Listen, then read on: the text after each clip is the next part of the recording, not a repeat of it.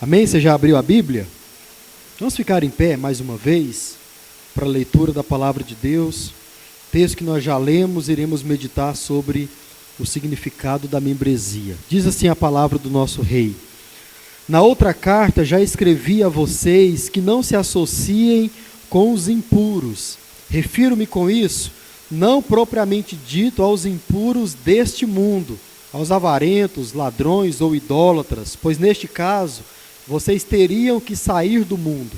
Mas agora escrevo a vocês que não se associem com alguém que, essa frase é importante, dizendo-se irmão, for devasso, avarento, idólatra, maldizente, bêbado ou ladrão. Nem mesmo comam com alguém assim. Pois com que direito haveria eu de julgar os de fora? Mas será que vocês não devem julgar os de dentro? Os de fora, esses Deus julgará.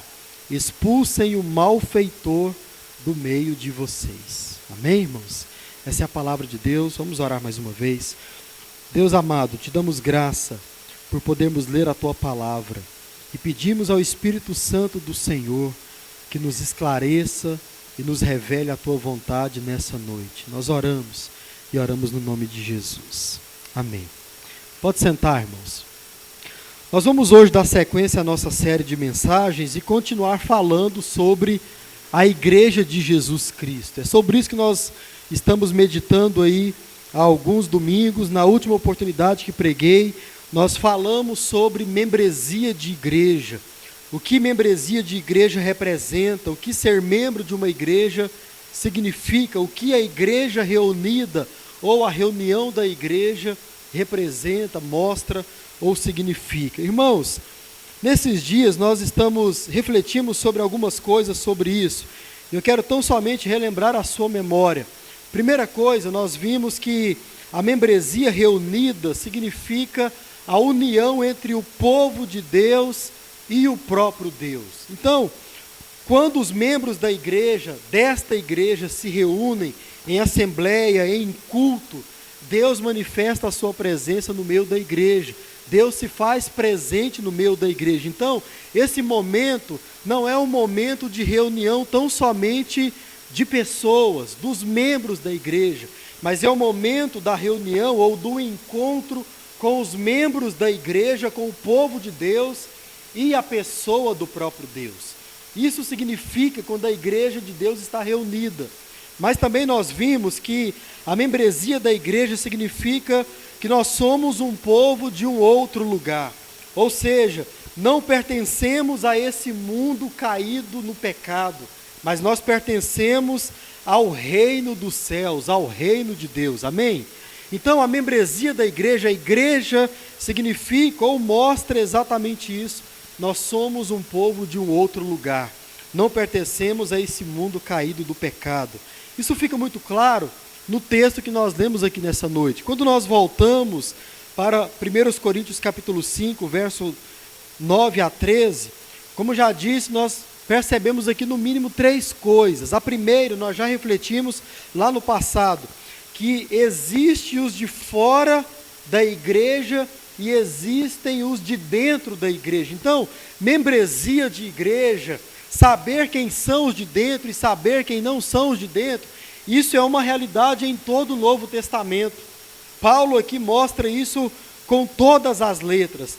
Mas em segundo lugar, que é o que nós estamos vendo necessariamente, Paulo está fazendo uma clara distinção entre aqueles que não são parte da igreja ou membros da igreja e entre aqueles que são membros da igreja. Há uma diferença, há uma distinção, há uma maneira como os membros da igreja vivem, que não é a mesma maneira que os que não fazem parte da igreja vivem. Porque são pessoas totalmente diferentes, são povos totalmente diferentes. Então, Paulo está fazendo essa separação, essa distinção, mostrando a diferença daqueles que fazem parte da igreja e aqueles que não fazem parte da igreja. E uma terceira coisa que Paulo mostra nesse texto, nós vamos meditar mais à frente, é que é possível enxergar quem pode e quem não pode fazer parte da membresia da igreja. Você vai ver um pouco, um vislumbre sobre isso nessa noite também. Mas o termo, como já disse, é exatamente esse. Existem aqueles que podem fazer parte da igreja, e existem aqueles que não podem fazer parte da igreja. E esse texto mostra isso também.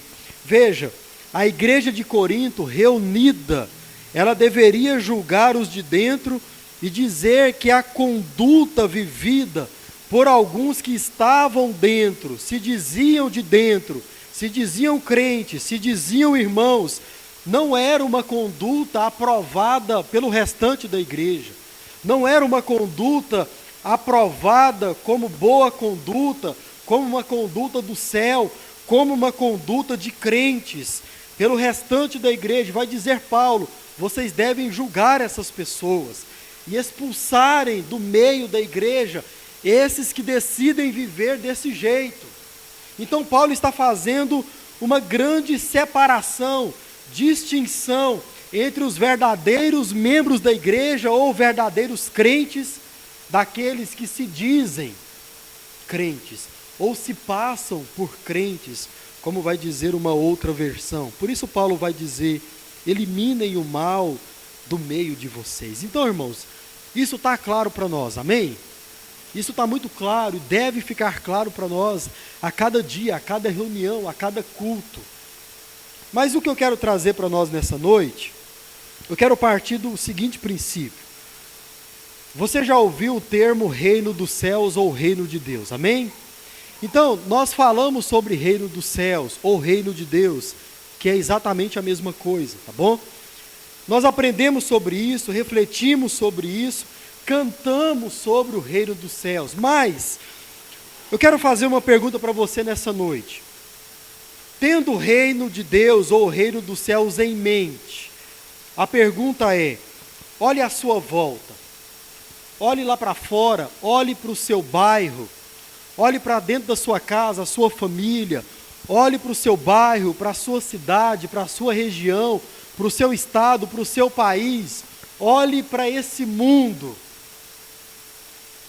O que é que você pode ver em tudo isso que vai representar o reino de Deus aqui nesse mundo? Deixa eu mudar um pouco a pergunta. Olhe para este mundo e responda se você consegue enxergar outra coisa que possa representar o reino de Deus aqui na terra que não a igreja de Jesus Cristo. Você consegue enxergar? Você consegue ver alguma coisa nesse mundo que consegue refletir o reino de Deus aqui nesse mundo, a não ser a igreja de Jesus? Será que a sua família reflete o reino de Deus nesse mundo? Será que os grandes ou os muitos projetos sociais refletem o reino de Deus aqui nesse mundo? Será que as tantas coisas boas que você vê pelo mundo afora representam ou são capazes de representar em uma grande medida o reino de Deus aqui nesse mundo? O que é que você pode olhar e dizer, espera, isso aqui representa o reino de Deus aqui nesta terra? Irmãos, já adianto para você, certamente não há nada aqui nesse mundo, a não ser a igreja de Jesus, que possa representar o reino de Deus aqui nessa terra. Você vai entender hoje nessa noite que um dos papéis da igreja, ou um dos papéis da membresia da igreja, é representar o reino de Deus aqui na terra. Essa nossa assembleia, essa nossa reunião, está representando isso, está mostrando isso, o reino de Deus aqui nesse mundo. E depois, vamos ver aqui nessa noite ainda, quando nós saímos daqui para fora, os crentes, os discípulos, vão espalhando o reino de Deus também através de uma nova cultura, de uma outra cultura vivida pelos membros, pelos discípulos de Jesus Cristo. Então, é sobre isso que eu quero ver com você nessa noite, que significa membresia. A membresia da igreja ou a igreja representa o céu aqui nesta terra. Amém, irmãos? Você crê nisso? Eu quero que você compreenda isso nessa noite no nome de Jesus. Antes de tudo, nós precisamos entender ou tão somente relembrar algo básico, mas necessário para a nossa meditação aqui nessa noite, que é o que é o reino de Deus, ou o que é o reino dos céus. Veja, o reino de Deus, ou o reino dos céus, é o povo de Deus, no domínio de Deus, ou no território de Deus, sob ou debaixo do governo de Deus. Isso é o reino de Deus. Veja, há um rei soberano, há um rei que governa, que ordena as coisas, que dita como as coisas devem ser. Há um domínio real, há um reino ou um lugar, que é o território desse rei. E há um povo. E esse povo está debaixo ou dentro desse reino, desse território, e está debaixo do governo desse rei. Então, o que é o povo, o que é o reino dos céus? É o povo de Deus vivendo no domínio de Deus, debaixo do governo de Deus. Isso é o reino dos céus. Então, o reino de Deus, vai dizer alguns autores, é o governo de Deus no ser humano, no coração do homem, na mente do homem. É quando o homem está com a sua mente cativa ou dominada por Deus. Vai dizer o apóstolo que nós não deixamos de ser escravos. Só muda o nosso Senhor. Antes nós éramos escravos de Satanás. Agora nós somos escravos de quem? De Jesus Cristo. A nossa mente está cativa nele, por ele. Nós somos governados por um rei. Salmo de número 2 vai trazer esse grande rei, vai trazer esse grande ungido, aquele que foi enviado da parte de Deus para governar assim como Davi governou o seu reinado. Irmãos, então, quando nós somos cativos por Deus, nós então estamos participando do reino de Deus ou do reino dos céus. É o povo de Deus vivendo dentro do território de Deus ou do domínio de Deus, debaixo do governo de Deus. Deus governa o seu coração? É Deus quem guia a sua vida? Pois bem, o reino de Deus chegou até você. Então, você poderia me perguntar, mas pastor, como a igreja é aquilo que representa esse reino de Deus aqui nesta terra? É o que eu quero mostrar para você a partir desse momento. Abra a sua Bíblia, por favor. Se você ainda não fez isso, faça. Mateus capítulo 16, do verso 13 até o verso 19.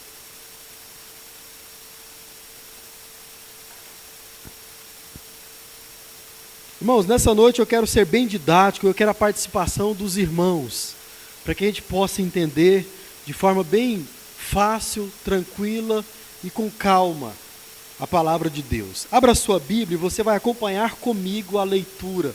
Eu vou fazer algumas perguntas para você e por isso a sua atenção na leitura do texto.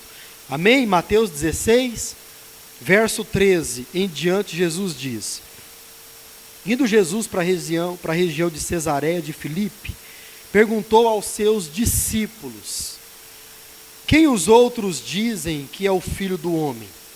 Eles responderam: Uns dizem que é João Batista, outros dizem que é Elias, e outros dizem que é Jeremias ou um dos profetas. 15. Ao que Jesus perguntou: E vocês, discípulos, quem dizem que eu sou? Respondendo Simão Pedro disse: O Senhor é quem? O Cristo, o Filho do Deus vivo. Então Jesus lhe afirmou para Pedro: Bem-aventurado é você, Simão, porque não foi carne e sangue que revelaram isso a você, mas meu Pai que está onde? No céu. Olha o verso 18, irmão, presta atenção nesse texto. Também eu lhe digo, Pedro, que você é Pedro, e sobre esta pedra edificarei quem? A minha igreja, e as portas do inferno não prevalecerão contra ela. Presta atenção no 19. Eu lhe darei as chaves de onde, irmão? Do reino dos céus. O que você ligar na terra, terá sido ligado no céu. E o que você, Pedro, desligar na terra, terá sido desligado no céu. Irmão, esse texto é muito importante para a nossa compreensão de qual é o papel da igreja, ou o que a membresia da igreja significa. Veja bem, esse texto ele é muito complexo, há muitas interpretações, principalmente do verso 18 e o verso 19, porque, veja, lá no início, no verso 13, Jesus começa a falar com os seus discípulos, ou com os seus apóstolos, mas depois, parece que a conversa vai afunilando, e Jesus então passa a falar, a direcionar a sua fala, e os seus apontamentos, as suas afirmações, tão somente para um dos apóstolos, ou um dos discípulos, quem? Pedro. Então o verso 18 é direcionado tão somente para Pedro, como diz o texto. Alguns intérpretes vão dizer que aqui na verdade é Pedro representando os demais apóstolos. Então Jesus está dizendo para Pedro, mas aquilo que Jesus diz para Pedro, na verdade Jesus está dizendo para todos os outros apóstolos também. E tudo que é verdade sobre Pedro, ou que está sobre a responsabilidade de Pedro, ou está nas mãos de Pedro, vai dizer alguns, também estão nas mãos ou na responsabilidade dos outros apóstolos. Outros vão dizer que não. Isso aqui é uma fala direcionada a Pedro. E é Pedro quem possui as chaves dos céus. Mas, irmãos, não é no sentido de que, como se Pedro fosse um porteiro do céu. E ele com a chave na mão, como a gente costuma ouvir por aí, não é? E ele então vai saber ou vai dizer quem é que entra e quem é que não entra. Não é nesse sentido como se Pedro fosse um porteiro. Não é nesse sentido, mas é sobre um outro sentido que eu quero mostrar para os irmãos. Antes disso, outra consideração. Esse é o texto usado pelos católicos para dizer que Pedro foi quem? O primeiro Papa. E aí eu quero incentivar você, hoje é o dia da gente incentivar a leitura, não é, Júlio? Um livro muito antigo, não sei se você vai conseguir achar, mas a gente pode fazer e chegar nas suas mãos. Um livro que se chama O Papa e o Concílio. É um livro de um autor que escreveu sobre esse texto aqui. E o prefácio desse livro é maior que todo o livro. E pasmem os irmãos, o prefácio foi feito por um católico, você conhece, Rui Barbosa. E ele escreveu a maior parte do livro, que é o prefácio, derrubando a tese católica de que Pedro foi o primeiro Papa.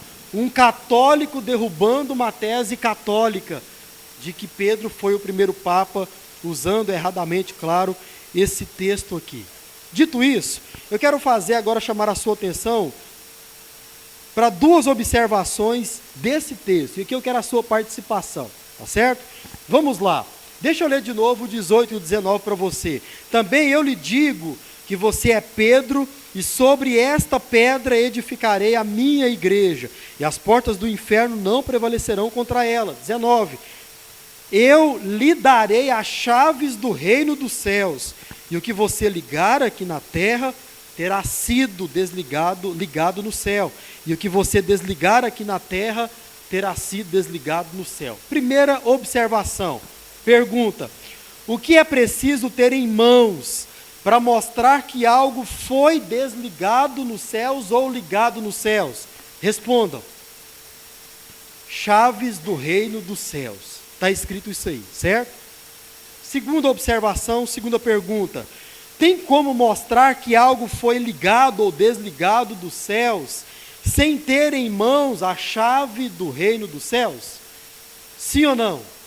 Não tem como. Então isso está claro. Ok, irmãos, nesse texto aqui acontece duas coisas, e você vai ver que aquelas duas interpretações, na verdade, ou no final das contas, elas não vão fazer diferença.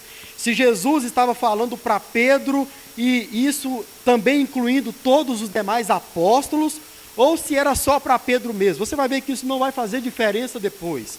Mas aqui acontece duas coisas. Primeiro, Jesus reconhece, não necessariamente, a pessoa de Pedro, o indivíduo Pedro, mas sim um tipo de pessoa que seria igual a Pedro, ou semelhante ao que Pedro se tornaria, quando o Espírito Santo de Deus fizesse uma obra completa na vida de Pedro. Então entendam uma coisa, não era Pedro como que eu vou explicar isso de forma mais... Não era a pessoa de Pedro, somente a pessoa de Pedro, não. Jesus estava falando aqui necessariamente de um tipo de pessoa. Um tipo de pessoa que mais tarde ele iria dizer que faria parte do reino de Deus, do reino dos céus. E essa pessoa, qual que era o exemplo naquele momento? Era a pessoa de Pedro, ou que Pedro se tornaria pregador do Evangelho, alguém que daria testemunho cabal com a sua própria vida sobre o reino de Deus, sobre Jesus Cristo, sobre o Evangelho, alguém que entregaria a sua própria vida, alguém que não mais teria vergonha de dizer que andava com Jesus. Esse é o tipo de pessoa para a qual Jesus estava olhando para Pedro dizendo, essa é a pessoa, esse é quem vai fazer parte do reino dos céus. Então, necessariamente, Jesus não estava reconhecendo a pessoa de Pedro ou o apóstolo Pedro. Jesus estava dizendo sobre um tipo de pessoa que seria igual a Pedro ou semelhante ao que Pedro se tornaria depois da obra do Espírito Santo. Está claro, irmãos, isso? Segunda coisa que acontece aqui, Jesus reconhece também um tipo de confissão que só poderia vir da boca ou sair da boca e da vida de pessoas que seriam iguais a Pedro, ou ao que Pedro se tornaria. Então Jesus reconhece um tipo de gente, um tipo de pessoa, e Jesus também reconhece um tipo de confissão, que só pode sair da boca desse tipo de gente. Ou seja, irmãos, para quem Jesus entregou o poder, a responsabilidade e a autoridade para mostrar, para autenticar aqui na terra a admissão ou a não admissão de outras pessoas no reino de Deus. Resposta: a pessoas como Pedro e que confessam como Pedro. Porque as pessoas como Pedro e que confessam como Pedro são as pessoas que entram no reino dos céus. Grave isso no nome de Jesus. As pessoas como Pedro e as pessoas que confessam como Pedro são as pessoas que entram no reino dos céus. Parênteses aqui. Falei para você, quando a gente terminar esse bloco da membresia, por causa disso aqui, eu vou trazer uma pequena série sobre entrar no reino dos céus. Eu vou pegar os vários momentos do Novo Testamento ou dos Evangelhos, onde Jesus fala quem é que entra no reino dos céus. Por exemplo, Jesus pega uma criança ou aponta para uma criança e diz, para entrar no reino dos céus você precisa ser como essa criança. Eu vou explicar para você o que é ser como uma criança, para entrar no reino dos céus. E aí você vai poder compreender um pouco mais sobre esse tipo de gente e esse tipo de confissão. Tá certo? Fecha parênteses aqui. Ou seja, irmãos, pessoas que recebem de Deus, como aprendemos aqui hoje pela manhã, uma iluminação especial. Quem é que entra no reino de Deus? Quem é que é como Pedro e que confessa como Pedro? Pessoas que recebem uma iluminação especial ou uma revelação especial. E somente essas pessoas, por causa dessa revelação especial, elas podem dizer, tu és o Cristo, o Filho do Deus vivo. E mais, são pessoas que confessam isso publicamente, como Pedro fez, e que vivem de acordo com essa confissão, ou seja, que não vivem como os hipócritas. Se você olhar para a sua Bíblia, para o capítulo 16 de Mateus, esse que nós estamos aí, e pegar do verso 1 ao 12, como já disse aqui nesse culto, você vai ver Jesus falando com os fariseus e com os saduceus, com um grupo de hipócritas. Você conhece esses homens, você conhece essas pessoas, e Jesus vai dizer, quem entra no reino dos céus, ou esse tipo de gente que é como Pedro e que confessa como Pedro, são aquelas pessoas que não vivem como os hipócritas. Quem é que faz parte do reino de Deus? Quem é que é membro da igreja de fato, de verdade? São aquelas pessoas que não vivem como os hipócritas. Olhe para a igreja de Corinto, Paulo estava ali falando sobre alguns hipócritas que estavam no meio da igreja. Ou seja, pessoas que até mesmo poderiam confessar como Pedro, mas não viviam como Pedro. Pessoas que poderiam confessar que eram crentes, mas não viviam como crentes de fato, de verdade. São hipócritas, são escribas, são fariseus, são saduceus. Irmãos, observem esses homens, o que eles ensinavam, como já dissemos aqui, como eles viviam, o que eles faziam com toda a doutrina, com todo o ensino de Jesus, o que eles faziam com as oportunidades que Jesus dava para eles converterem o coração e se voltarem para Jesus. Veja, os escribas e fariseus, eles até esperavam o Messias, sim ou não? Mas quando o Messias chegava ou estava diante deles, eles negavam tudo isso, eles não reconheciam. Se você ler o verso 1 aí do verso 16, vai dizer que esses homens, eles não queriam confessar que Jesus era o Filho de Deus, mas vai dizer o verso 1 do capítulo 12, eles queriam tentar Jesus. Olhe para a sua Bíblia e vê se está escrito isso aí. Alguém leia para mim o verso 12. Capítulo 16, verso 12. Está aqui? Não, perdão, verso 1, 16, verso 1.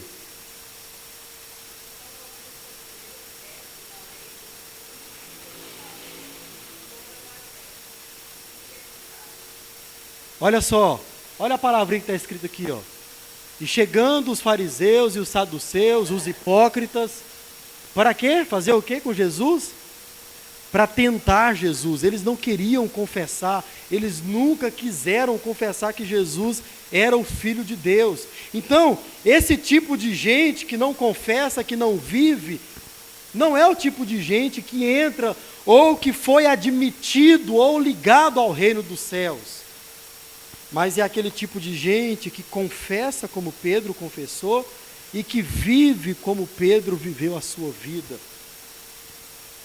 Pessoas que confessam a Jesus como Filho de Deus, pessoas que vivem para Jesus, essas sim, irmãos, fazem parte da igreja, são os verdadeiros membros da igreja, ou são aqueles que são inseridos no meio da igreja pelo próprio Jesus. Agora, ande um pouco mais na sua Bíblia, Mateus capítulo 18. Vamos continuar vendo, e agora você vai ver algo muito interessante, vai ver que aquelas duas interpretações, elas não vão fazer mais sentido. Se é para Pedro, só para Pedro, ou para todos os apóstolos, não faz diferença. Porque aqui, Jesus muda a chave, ou entrega as chaves do reino dos céus para outras pessoas. 18, de 15 a 20, amém? A mesma atenção para a leitura da palavra de Deus. Verso 15. Se o seu irmão pecar contra você, se você for ler o começo do capítulo 18, você vai ver que Jesus também está falando aos seus discípulos. Não são mencionados apóstolos ou algum apóstolo específico, Jesus fala com os seus discípulos. Verso 15. Se o seu irmão pecar contra você, vai e repreenda-o em particular. Se ele o ouvir, você ganhou o seu irmão. Mas se não ouvir, mas se não ouvir, leve ainda com você uma ou duas pessoas, ou vai dizer a sua versão, testemunhas, para que pelo depoimento de 2 ou 3 testemunhas, toda a questão seja decidida ou resolvida. E se ele se recusar a ouvir essas pessoas, essas testemunhas, faça o que, irmãos? Leia para mim. Pode ler. Exponha o assunto a quem? A igreja. Continuando a leitura. E se ele se recusar a ouvir também quem? A igreja. Considere-o como gentil e como publicano. Verso 18. Em verdade lhes digo que tudo o que ligarem na terra terá sido o quê? E tudo o que desligarem na terra terá sido o quê?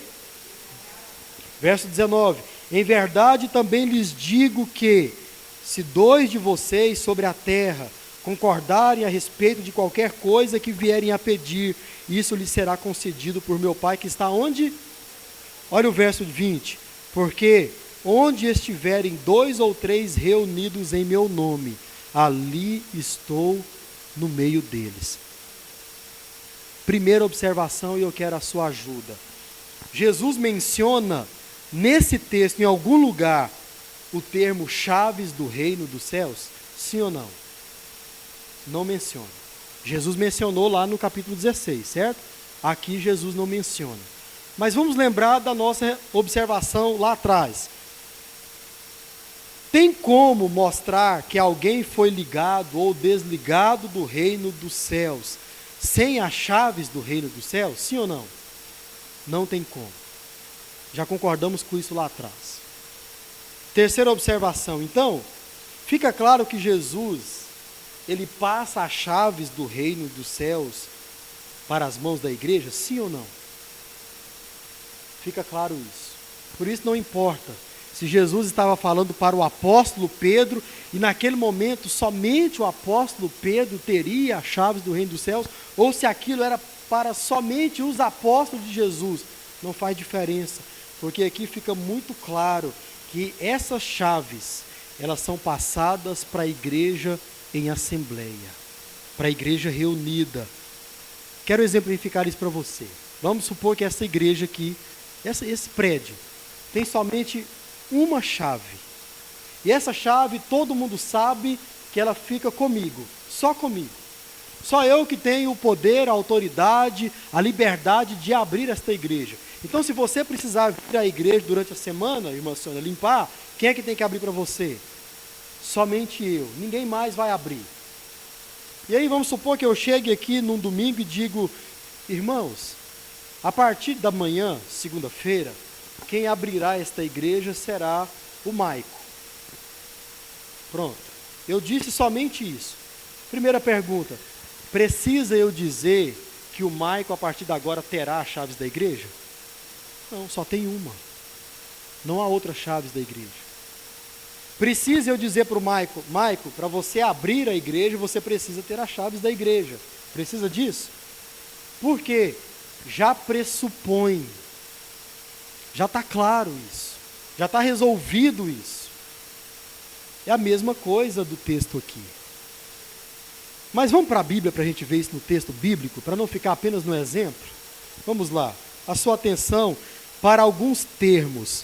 Vai lá para o capítulo 16. Capítulo 16, verso 18 e 19. Amém? Também eu lhe digo a você, você é Pedro, e sobre esta pedra edificarei a minha igreja, e as portas do inferno não prevalecerão contra ela. Eu lhe darei. Eu quero chamar a sua atenção aqui, não precisamos ler mais. É que todos os termos aqui estão no singular. É para alguém específico. Agora vamos para o capítulo 18? Pode andar. Deixa eu ler o 19. Eu lhe darei as chaves do reino dos céus, e o que você ligar, singular, terá sido ligado nos céus, e o que você desligar, terá sido desligado no céu. Vamos para 18? Verso 18 também, capítulo 18, verso 18. Olha os termos, estão todos no plural. Todos. Verso 18. Em verdade lhes digo. Jesus está diante dos discípulos, da sua igreja reunida. Lhes digo que tudo o que ligarem, não é mais o que ligar, é ligarem. Na terra terá sido ligado nos céus, e tudo o que desligarem na terra terá sido desligado no céu. De novo, em verdade lhes digo. Agora olha o 20. Porque onde estiverem 2 de vocês, ou 3 de vocês, reunidos em meu nome, ali eu estou no meio deles. Então, irmãos, fica muito claro. Jesus pega as chaves do reino, que ele colocou sobre Pedro, sobre o apóstolo Pedro, ou sobre todos os outros apóstolos, e coloca essas chaves na mão da igreja, ou nas responsabilidades da igreja. Agora o que nós temos aqui é Jesus passando as chaves do reino dos céus para a mão da igreja reunida, para a mão da igreja em assembleia, em culto solene ao Senhor. E um exemplo muito forte disso é o texto que nós estamos usando para esse bloco. 1 Coríntios capítulo 5, o verso 12 e o 13. Deixa eu ler para você rapidamente. Verso 12, olha só. Pois com que direito haveria eu, Paulo, ou eu, apóstolo Paulo, de julgar os de fora? Mas será que vocês não devem julgar os de dentro? Os de fora, esses é Deus quem julga, não é eu, apóstolo. Não é você, igreja. É Deus quem julga os de fora. Mas expulsem o malfeitor diante de vocês. Irmãos, por que se as chaves do reino dos céus, olha para você ver que agora não faz diferença, se ela estivesse nas mãos dos apóstolos, ora, Paulo também não era um apóstolo de Jesus? Paulo poderia dizer, não, olha, aqueles dois lá estão expulsos, expulsem ele do meio da igreja porque eu estou ordenando a vocês, porque as chaves do reino de Deus estão nas minhas mãos. Paulo não faz isso. Por quê? Porque Paulo entende que essa responsabilidade, mostrar quem foi ligado no céu, ou quem não foi ligado no céu, ou quem deve, ou quem parece ter sido, ou quem não parece ter sido ligado no céu, está nas mãos da igreja reunida. Por isso que Paulo diz, irmãos, expulsem o mal do meio de vocês. Então, pessoas que confessam a Jesus como Filho de Deus, como Pedro fez, pessoas que vivem para Jesus, essas sim, irmãos, fazem parte da igreja, ou são inseridas no meio da igreja pelo próprio Jesus, o Senhor da igreja. E essas pessoas em reunião, essas pessoas em assembleia, em culto, em nome de Jesus, como disse o texto, e diante de Deus, como nós já aprendemos aqui, tem o poder, a autoridade e ouça, a responsabilidade de apontar e afirmar, este ou esta faz ou não faz parte do reino dos céus, ou parece fazer, parece ter sido ligado, ou parece não ter sido ligado. Está claro isso, irmãos? A membresia da igreja local reunida, ela possui as chaves do reino dos céus, isto é, repito, o poder, a responsabilidade e a autoridade de distinguir, de mostrar, de identificar quem entrou ou quem não entrou no reino dos céus. Quero trazer à sua memória outra situação desses dois textos que nós lemos aqui.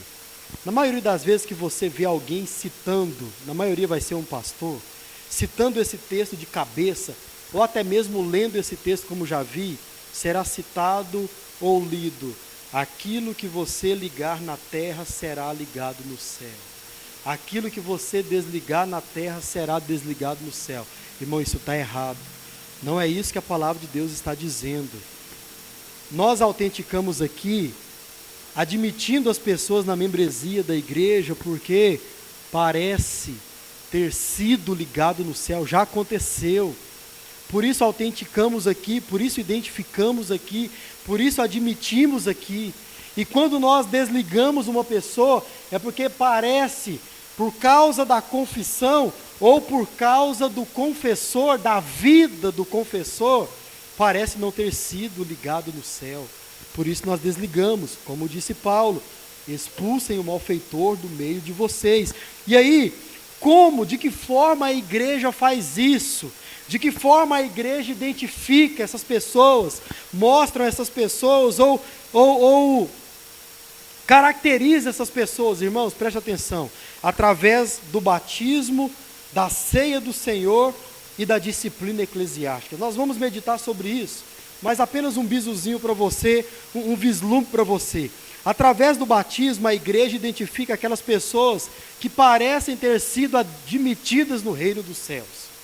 Por isso nós as trazemos através do batismo para a membresia da igreja. E quando nós fazemos isso, nós estamos dizendo, nós concordamos com a profissão de fé e concordamos com a vida desse confessor. Tem muito mais coisa envolvida, você vai aprender lá nas ordenanças.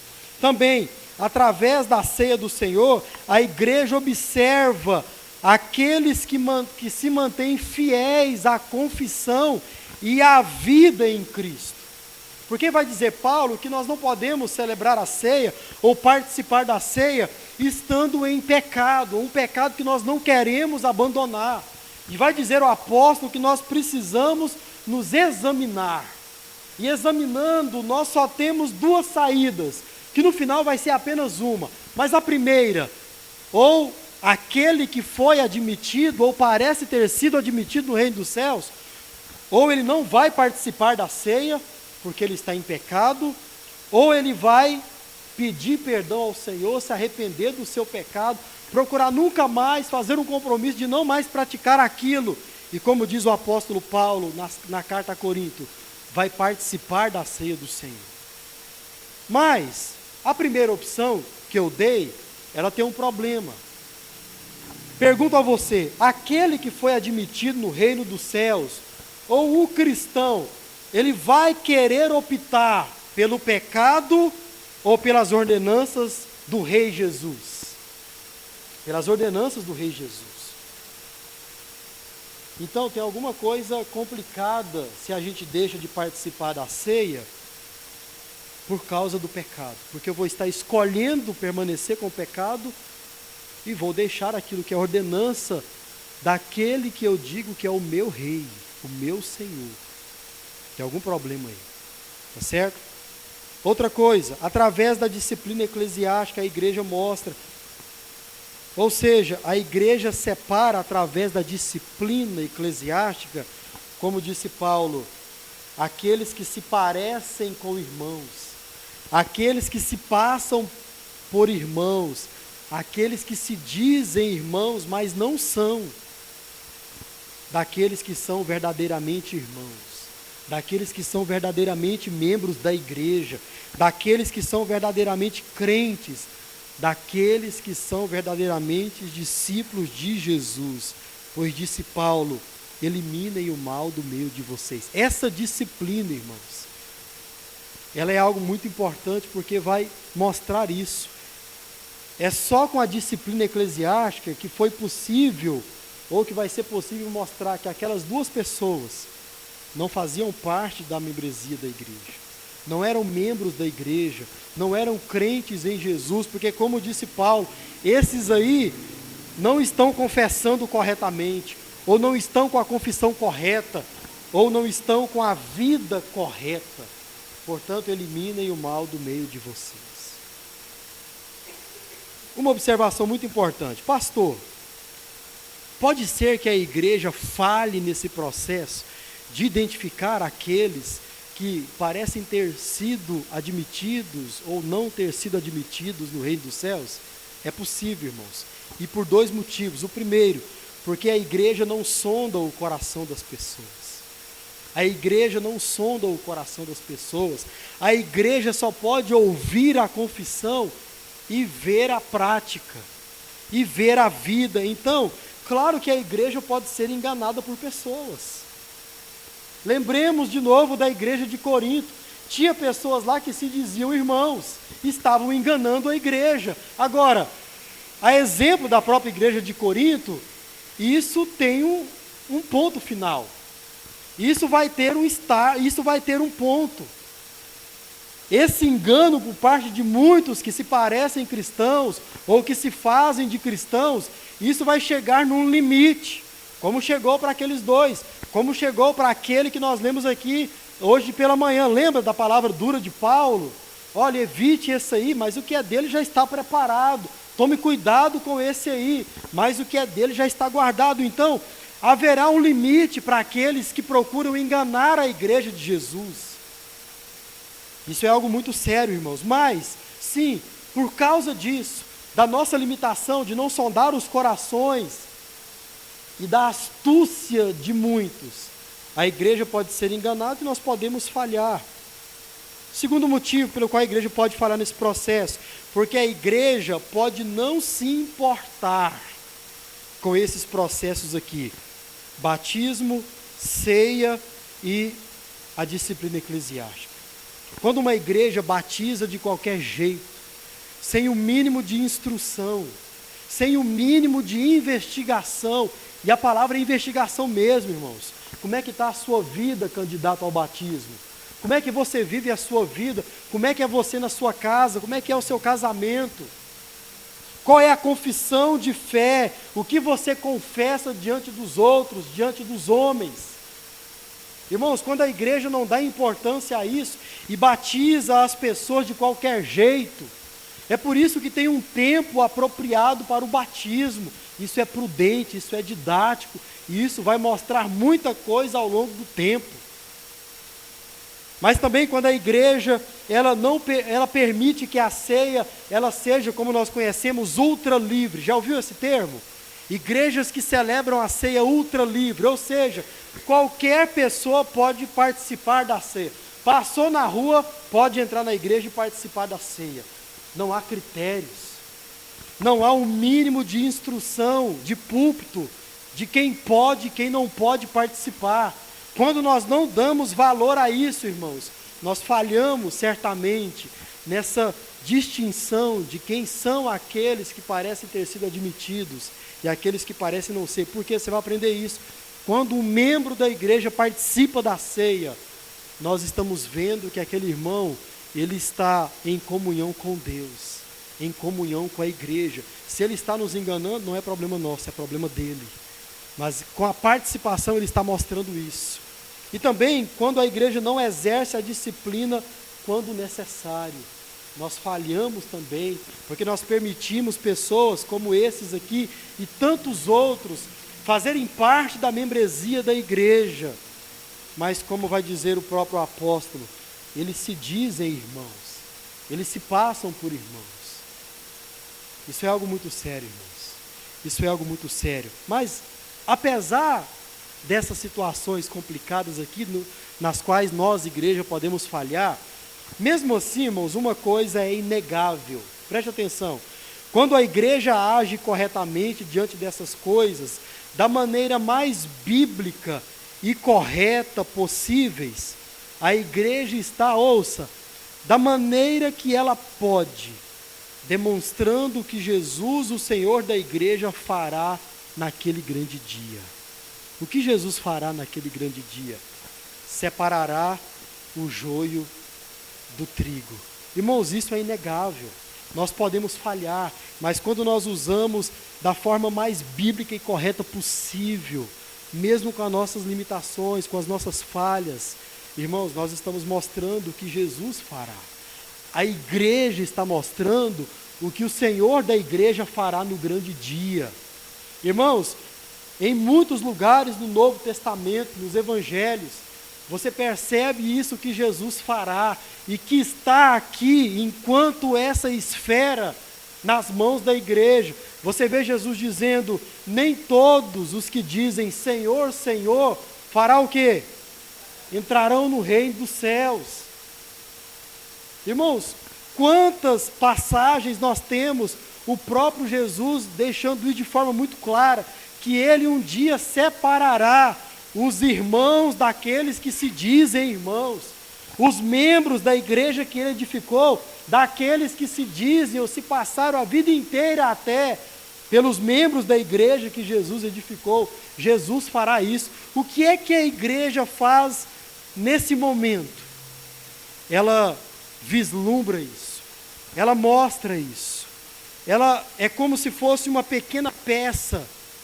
Nós estamos num pequeno palco do grande espetáculo que virá. Irmãos, isso é algo muito importante, muito importante. Para terminar, eu quero exemplificar isso para você de uma forma que nós tratamos, que mostra essa responsabilidade da igreja de forma muito clara, muito simples. Preste atenção. A igreja é como se ela fosse, ou ela é, vai dizer alguns, a embaixada do céu na terra. Grave isso, a igreja é aqui nessa terra uma embaixada dos céus.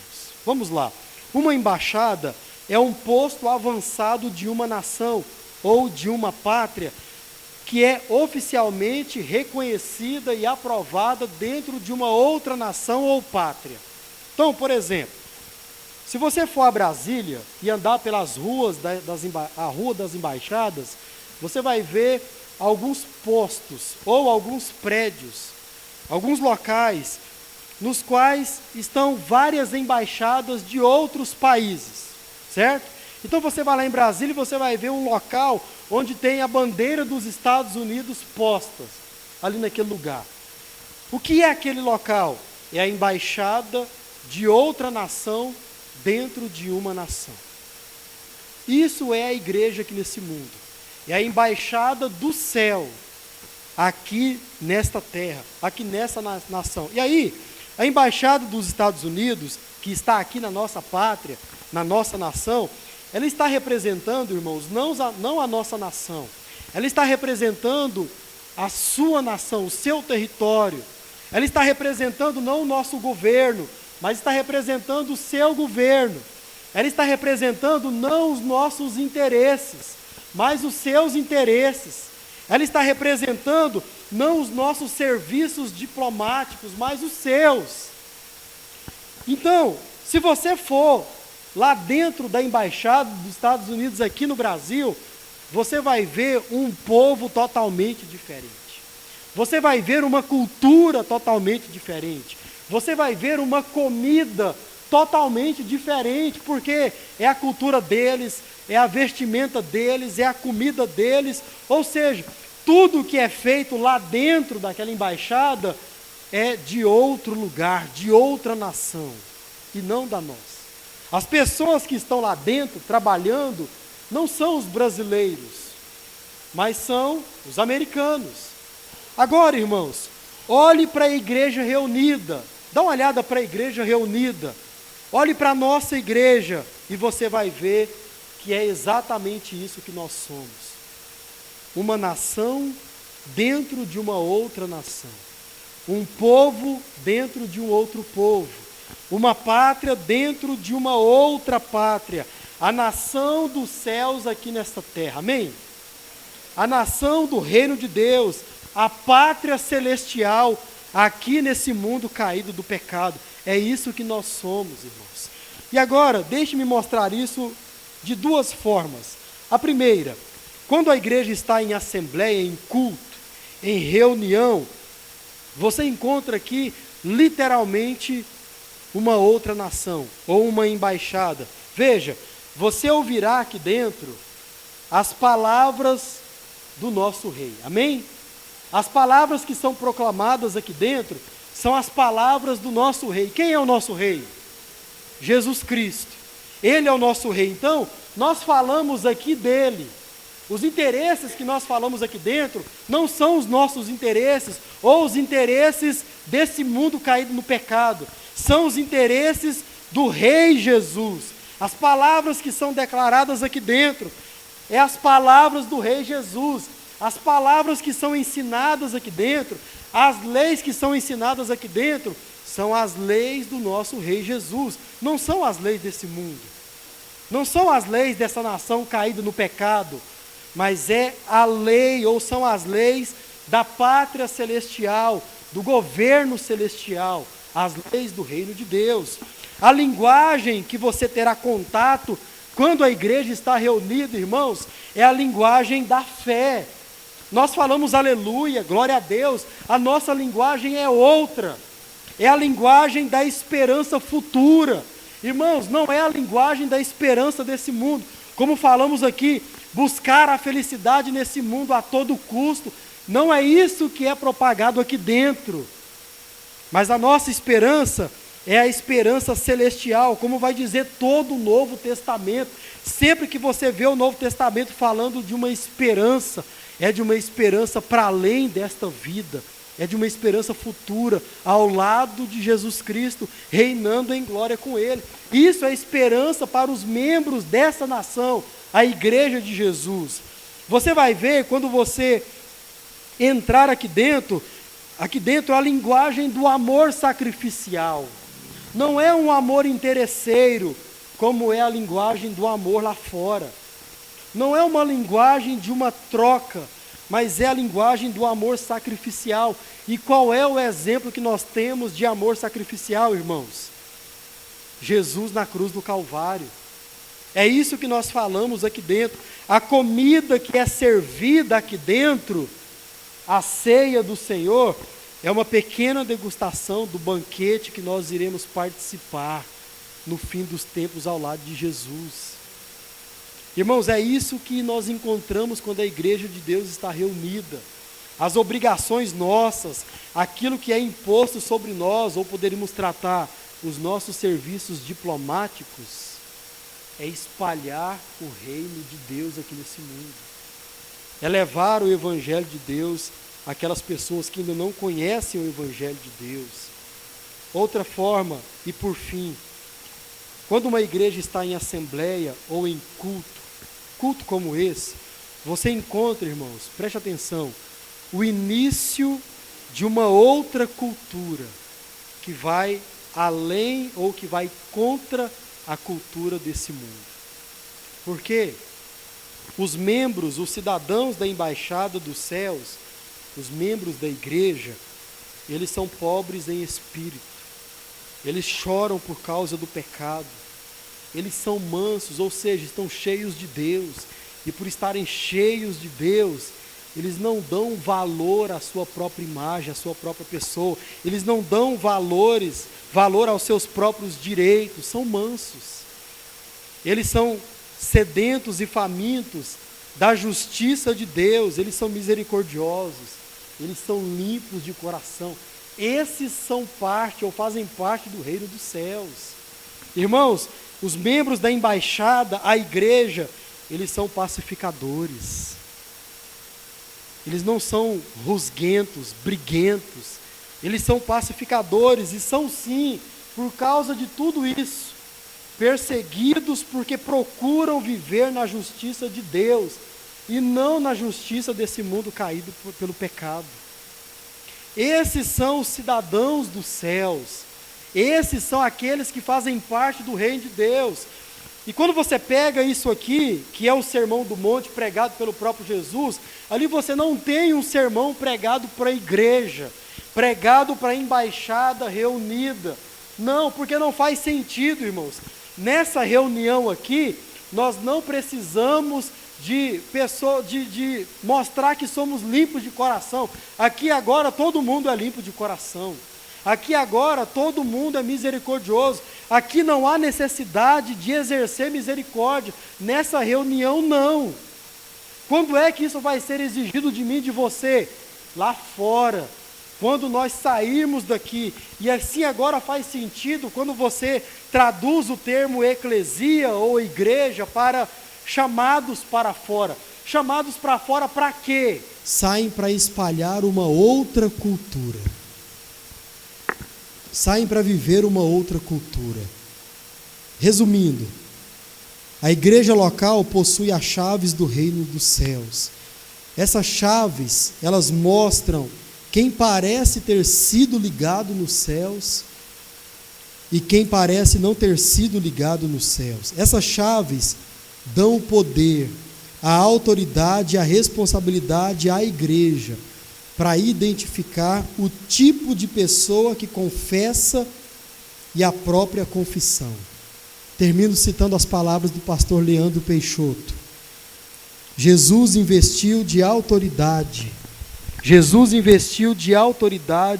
a igreja local para ficar diante de um confessor e examinar a confissão de fé do confessor e a conduta do confessor, e então emitir uma decisão oficial em nome do céu. Continuo. Que significa isso? A igreja vai estar diante de alguém e vai perguntar: essa é a confissão correta, segundo a tradição dos apóstolos, segundo Tessalonicenses 3 e 6, 14 e 15, e também, este é um verdadeiro confessor? Assim como Jesus fez com Pedro, assim a igreja deve fazer com outras pessoas reunida. É a mesma coisa que Jesus fez com Pedro. Nós fazemos com outras pessoas. Irmãos, eu pergunto a vocês, membresia de igreja é algo importante, sim ou não? É algo que nós devemos dar atenção, sim ou não? Então vamos dar atenção no nome de Jesus. Amém?